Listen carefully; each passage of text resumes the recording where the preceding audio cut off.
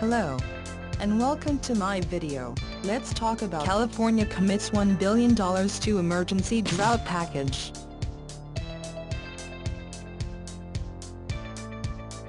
Governor Edmund G. Brown Jr. joined legislators to announce a $1 billion package to expedite bond funding approved by voters last fall. The state investment will help farmers, residents and the environment weather the effects of climate change.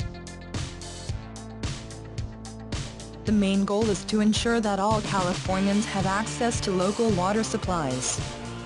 Numerous Central Valley farming communities' wells have run dry, farmland is fallowed without water, community residents are out of work, and some residents are without running water for drinking and sanitation.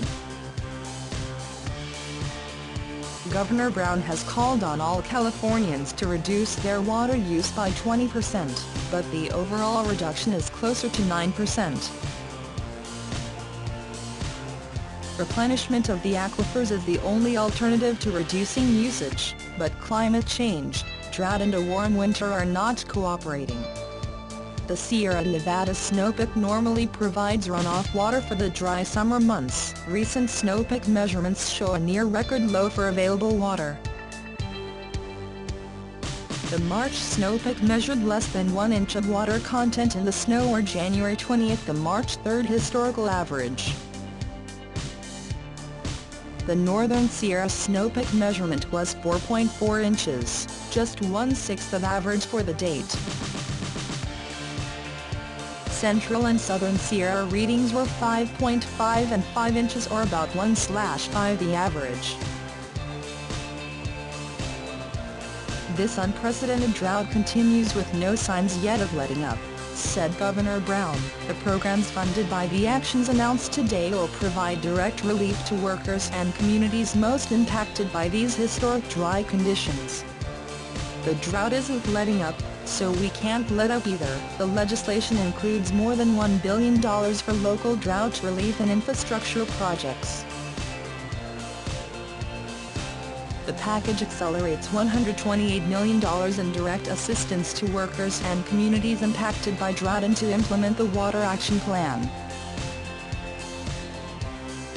It also includes $272 million in Proposition 1 water bond funding for safe drinking water and $660 million for flood protection in urban and rural areas. Taken together, this package provides a major boost to our state's efforts to manage the drought and strengthen our infrastructure, said Pro Tempore de León. I want to thank the Governor and the Speaker for working together to respond to this crisis. It shows how we, as leaders, can get things done when we all work together toward a common purpose.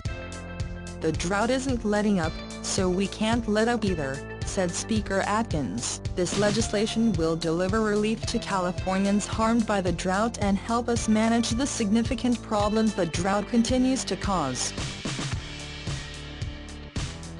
Since our skies are still clear, our job is to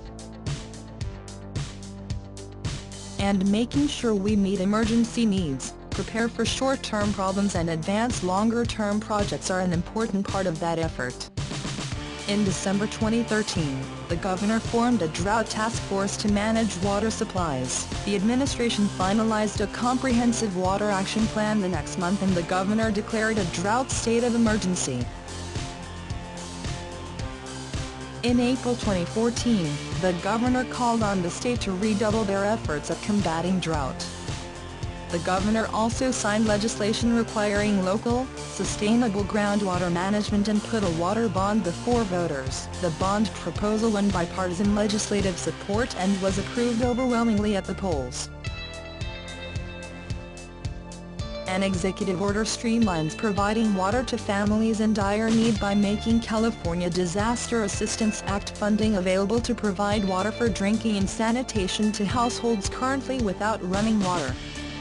Governor Brown has called on all Californians to reduce their water use by 20% and prevent water waste. Visit SaveOurWater.com to find out how to do your part. Visit drought.ca.gov to learn more about how California is dealing with the effects of the drought.